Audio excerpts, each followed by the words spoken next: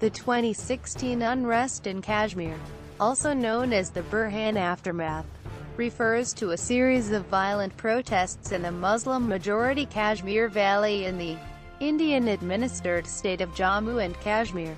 It started with the killing of Burhan Wani, a militant commander of the Kashmir-based Hizbul Mujahideen, by Indian security forces on 8 July 2016. After his killing, anti-Indian protests started in all 10 districts of the Kashmir Valley. Protesters defied curfew with attacks on security forces and public properties.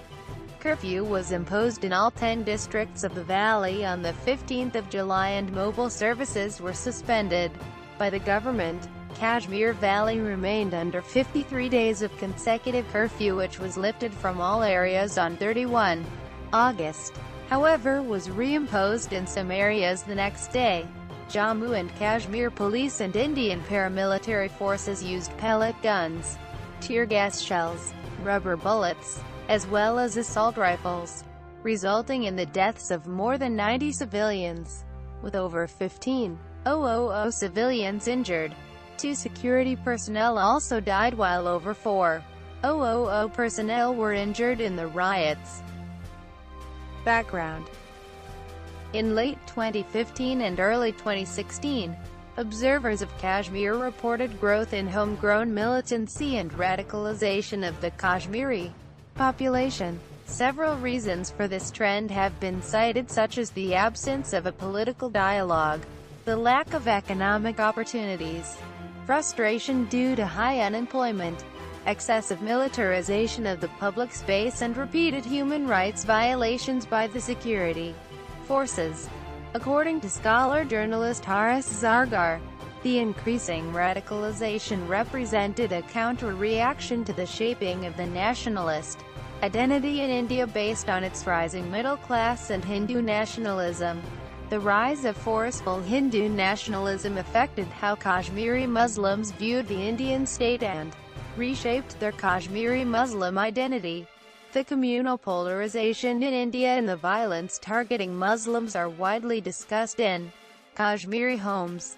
In the 2014 Indian general election, the Bharatiya Janata Party (BJP), which subscribes to a Hindu nationalist ideology, won a majority in the lower house of the Indian Parliament. Narendra Modi became the Prime Minister. In the state legislative assembly elections in the same year, the People's Democratic Party (PDP) won a majority of the seats in the Kashmir region, and the BJP won the majority of seats in the Jammu region. Even though both parties campaigned against each other, they joined together to form a coalition government, with Mufti Muhammad Soyid becoming the chief minister. Following his death in 2016, his daughter Mehbooba Mufti took over as chief minister, first woman chief minister in region. The joining together of the two parties led to the perception of a shrinking political space. It is said to have formed the final straw in the people's disaffection. The Militant Wing, commanded by Burhan Wani, part of the Hizbul Mujahideen, has been dubbed New Age militancy. It has been designated as a terrorist organization. It has recruited local youth, educated and middle class, who are conversant with social media and not afraid to reveal their identities. They have achieved an immense popularity among the Kashmiri population. When Wasim Allah and Nazir Ahmad Pandit, 2 of Burhan's associates, were killed by security forces, tens of thousands of local Kashmiris came to attend the funeral, and the funeral rites had to be repeated 6 times to allow all the mourners to participate. Operation against Wani. On 8 July 2016, Burhan Wani was killed in a planned operation by the Jammu and Kashmir police and the Rashtriya Rifles, following a tip-off that Wani was planning to come down from the Tral forest for Eid celebrations. He and 2 associates were cornered in the Kokarnag area.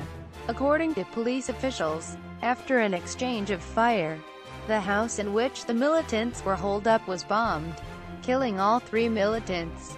According to a police official, There were misgivings within the security establishment against killing Wani owing to his popularity, but they were not heeded by the authorities. Wani left home to become a militant at age 15 after an incident with the police that humiliated him. The Kashmiri youth, angered by the never-ending militarization of the valley, were drawn to him, and his constant presence on social media made him a household name. Journalist Fahad Shah stated that, with Wani's killing, the situation in Kashmir entered a period of amplified instability. At Wani's funeral, an estimated 200,000 people came to mourn him, some of them from remote parts of the valley. 40 back-to-back funeral prayers were offered, as well as a 21-gun salute by militants. Protesters had been demonstrating against his killing, and continuous incidents of stone pelting have been reported since the news of his death. Timeline of unrest. July. After the news of Burhan's death spread, protests erupted in some areas of Kashmir Valley. Curfew-like restrictions were imposed in some places in South Kashmir during the night, and internet services in many areas were cut. Hurriyat chairman Syed Ali Shah Gilani and Jammu Kashmir Liberation Front chairman Yasin Malik called for a strike to protest against the killing of Wani. Gilani, along with other separatist leaders including Asiya Andrabi and Mirwaiz Umar Farooq, called for a 3-day shutdown in Kashmir to protest against the killing. On the 11th of July, a mob of protesters tried to storm an Indian Air Force base. However, they were dispersed. Several police stations and vehicles were burnt in many places across the region. On the 15th of July, curfew was imposed in all districts of Kashmir and mobile phone networks were suspended.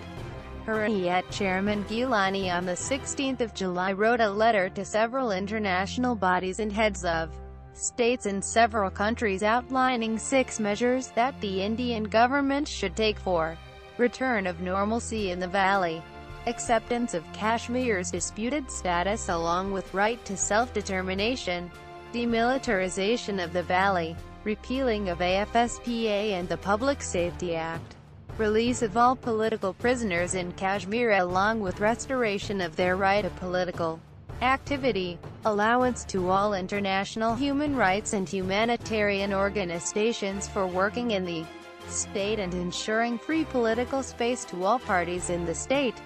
The law and order situation in the valley had started to improve by the 24th of July.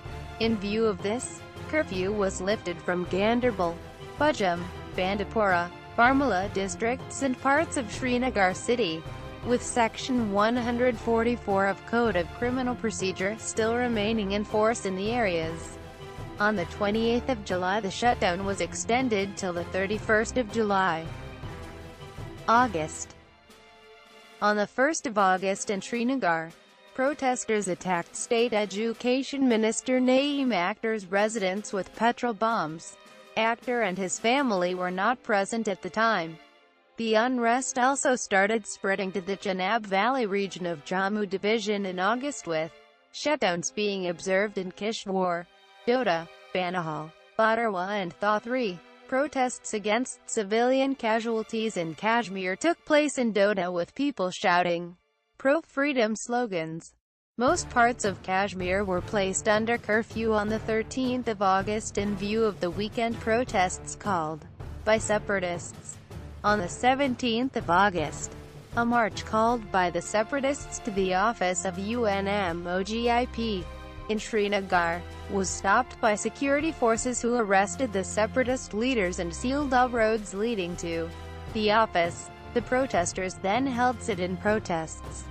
On the 21st of August, a youth was killed after being hit by a tear gas shell in Srinagar, while over 70 people were injured in protests across the region, including about 60 people in a village of Rafiabad Tehsil. Pro-freedom rallies were held at Anantnag, Shopian and Pulwama, with 40,000 people attending a rally in a Shopian village addressed by separatists including Gilani. On the 24th of August, The youth died after receiving injuries in a clash with the security forces in Pinglima village in Pulwama. September. Curfew was reimposed in Nawada and Maharajganj areas of Srinagar as well as Baramulla on 1 September. On the 6th of September, over 150 people were injured during protests in Kashmir, with over 100 protesters being injured in Sirhamdan village alone after security forces used pellet guns on them. A protester was also killed in the action by the security forces. Curfew was reimposed on the 13th of September across the entire region in view of the call given by separatists for a march to the UN offices in Kashmir, while helicopters and drones were deployed to keep a watch on the situation. This was the first time in 26 years that curfew had been imposed in the region during Eid al-Adha. Eid congregations were also barred from being held at the Eidgah and Hazrat Bal shrine. On the 19th of September, curfew was lifted from all areas except some parts of Kashmir in view of the improving situation. On the 27th of September, a girl was killed while another was injured in Parampura area of Srinagar when a vehicle moving backwards allegedly due to stone pelting. The residents, however, denied there was any stone pelting in the area. November. On the 16th of November, separatists announced a full-day relaxation for 2 days on 19 and the 20th of November. This is the first such relaxation to occur since the beginning of the unrest. December. The separatists increased the full-day relaxation to 5 days on the 14th of December, calling for shutdown on 2 days. February 2017. The separatists called off their strikes in mid-February, including the one scheduled for the 24th of February as it coincided with the Shivaratri festival, celebrated by the Hindu community. Casualties. More than 100 people including 2 policemen have died during the unrest. Use of pellet guns.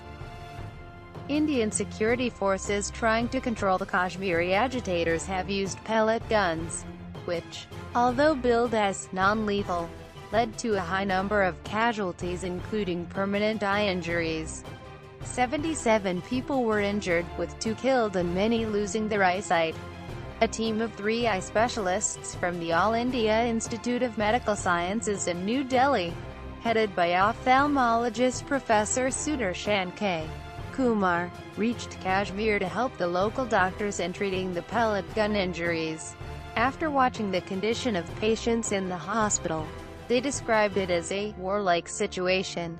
By the 22nd of July, the SMHS hospital has received at least 182 patients with eye injuries, mostly due to pellets, with more than 137 eye surgeries having taken place. Events. Media blackout. On the 9th of July, mobile internet services were suspended in Kashmir as well as in Jammu region to prevent the rumor-mongering. On the 19th of July, Chief Minister Mehbooba Mufti denied that there was a ban on newspapers. Mobile internet was restored in Jammu on the 26th of July.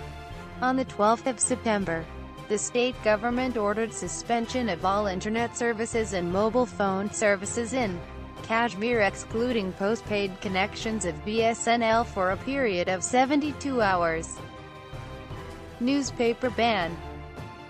Kashmir Reader, a prominent English newspaper which is published in Srinagar, was indefinitely banned by the state authorities on September 30th. It was asked to stop publication on the evening of Sunday, October 2nd. Arrest of human rights activist Khurram Parvez, a prominent Kashmiri human rights activist, was first stopped by Indian authorities at New Delhi airport on the 14th of September to prevent him from attending the UN Human Rights Council session in Geneva. Action against security personnel. Fayaz Ahmed Lone, the senior superintendent of police, SSP, of Bujam district, who had ordered the police forces to raid press offices and stop the publication of newspapers, was transferred to the State Disaster Response Fund as a commandant. The SSP in Srinagar was directed on the 19th of July by a local court to register a case against a deputy superintendent of police, DSP, and other police personnel for allegedly murdering an innocent youth after breaking into his house during the unrest on the 10th of July. It also ordered that the case could not be investigated by anyone below the rank of DSP. A CRPF sub-inspector who shot an ambulance driver on the 18th of August was suspended the following day over the incident. Reactions. India. On the 9th of July, Home Minister Rajnath Singh appealed for people to maintain peace and calm in Kashmir. The opposition Congress Party chairperson Sonia Gandhi expressed deep anguish at the loss of innocent lives. She pointed out the considerable advances made over the last 2 decades and appealed to Kashmiris to let the political parties find durable ways of fulfilling people's aspirations. South Asia Director of Human Rights Watch, Meenakshi Ganguly, said that stone pelting does not give the police a free pass to use force. She pointed out that the main grievance of the protesters is exactly the failure of the authorities to ensure human rights. On the 17th of July, Minister of State for External Affairs Vijay Kumar Singh urged people of Kashmir to cooperate with the government and stated that they are being misguided by unwanted elements. An all-party meet involving all political parties of Kashmir was held on the 21st of July with the aim of building a consensus on measures to restore normalcy.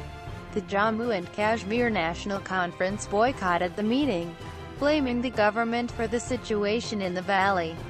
A 2-day visit by Singh beginning on the 23rd of July was announced, in which Singh will visit Kashmir in order to try to calm down the situation and review the law and order situation. Congress leader Sonia Gandhi on the 28th of July expressed anguish over the loss of lives and injuries in the region while appealing to the people of the valley to maintain calm.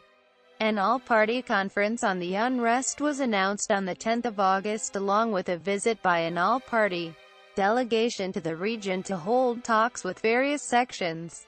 PM Narendra Modi with delegation of leaders from Jammu and Kashmir opposition parties on the 22nd of August, 2016. On the 19th of August 2016, former Chief Minister of Kashmir, Farooq Abdullah stated that Indian forces were unleashing a reign of terror in Kashmir that would damage India's global reputation. Janata Dal, United, on the 21st of August advised that an all-party delegation under leadership of the Prime Minister or Home Minister should visit the region and hold talks with mainstream parties for finding a way to restore normalcy. The Home Minister again visited Kashmir on the 24th of August to hold a dialogue with various stakeholders. The next day, the state's chief minister held a press meet along with Singh, which she stormed out of after getting upset over allegations of her government's disproportionate use of force while criticizing Omar Abdullah's government during the 2010 unrest. The all-party delegation that arrived on the 4th of September met various representatives on its first day of visit. The separatists refused to meet the delegation, while Mufti wrote a letter inviting them for talking with the delegation. A delegation of the ruling party that met the all-part delegation stated that there was an urgent need to initiate a result-oriented dialogue to solve the Kashmir issue. 21 Sufi clerics met Singh on the 6th of September and requested his permission to carry out an Aman Yatra in Kashmir and hold talks with the locals. The clerics also stated that no dialogue should be held with separatists and alleged Pakistan was being behind the unrest. On the 11th of September, Rajnath Singh directed the security forces crack down on all those who were instigating the youth in the region in order to restore normalcy. Pakistan. On the 11th of July, Pakistan's Prime Minister Nawaz Sharif in a statement expressed shock over the killing of Burhan Wani and other civilians by the Indian security forces. He also said that it was deplorable that excessive and unlawful force was used against the civilians. Sharif declared Wani as a martyr on the 15th of July and said the 19th of July will be held as a Black Day, to express solidarity with Kashmiri people. The Indian Ministry of External Affairs in response criticized Pakistan for glorifying terrorists belonging to proscribed terrorist organizations. A rally called Kashmir Caravan, organized by Jamaat-ud-Dawa Jud and led by Hafiz Saeed, was launched on the 19th of July at Lahore in support of the freedom demands of the Kashmiri people. Members of various religious organizations are expected to join the rally. The rally's objective during the first phase will be Pakistan's capital Islamabad. During the second phase it is scheduled to reach Muzaffarabad and Chakati. In the third phase, the rally is planned to cross into Indian state of Jammu and Kashmir. The Black Day was observed by Pakistan's government on the 20th of July as scheduled. All government officials were directed to wear black armbands and prayers for Kashmiris were scheduled during the afternoon. In addition, all diplomatic missions of Pakistan were scheduled to hold special ceremonies to highlight the issue, and overseas Pakistanis would hold demonstrations outside offices of United Nations around the world. In a special message, Sharif said that India had no option but to accept defeat in front of the freedom wave in Kashmir. Sharif declared that Pakistan will approach the United Nations Human Rights Council on behalf of itself, an organization of Islamic cooperation, to request it to send a fact-finding team over the killings of civilians in Kashmir and banning the use of pellet guns on them. A Jud official reported on the 25th of July that a 30-member medical team of its Muslim medical mission will apply for visas to India in order to treat the injured Kashmiri civilians and will seek help of Pakistan's government in getting the visas. The mission's president also threatened to hold demonstrations if the Indian government denied visas to it. On the 1st of August, the Parliament of Pakistan unanimously passed a resolution criticizing the alleged human rights violations in Kashmir by Indian security forces during the unrest and demanded the UNHRC to send a team to the region to investigate it.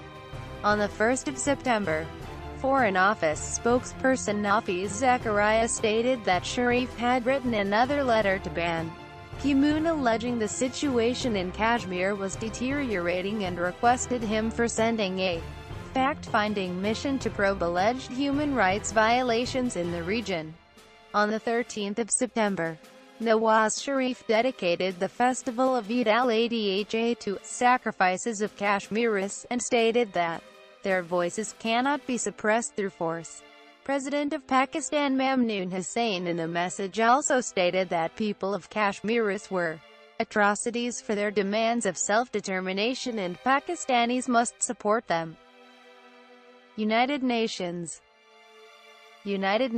Chief Ban Ki-moon conveyed his concern over the Kashmir tense situation as reported by his spokesperson Stefan Dujarric.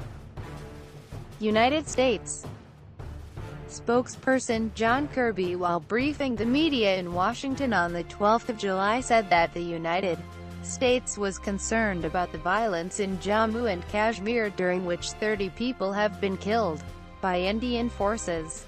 Elizabeth Trudeau, Director, United States Press Office in the Department, who briefed the media on Thursday, the 14th of July 2016, said that the U.S. is concerned about the violence and deaths of civilians in Kashmir and stated that the U.S. government was in touch with the government of India as well as the government of Pakistan.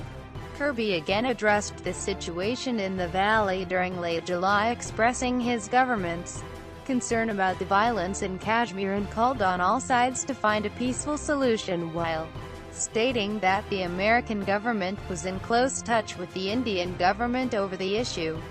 according to a statement issued by the office of the Pakistani Prime Minister Nawaz Sharif. The Prime Minister met Senator John Kerry in September, and both of them expressed their strong concern over the violence in Kashmir, particularly the attack on an army base in Uri. European Union. In a statement issued by its spokesperson Michael Mann on the 28th of July, the European Union expressed its condolences to the civilians killed and injured during the unrest, while urging the restoration of calm and maintenance of law and order in the state. He also urged India and Pakistan to involve people of Kashmir in the dialogue process over the state. Organization of Islamic Cooperation.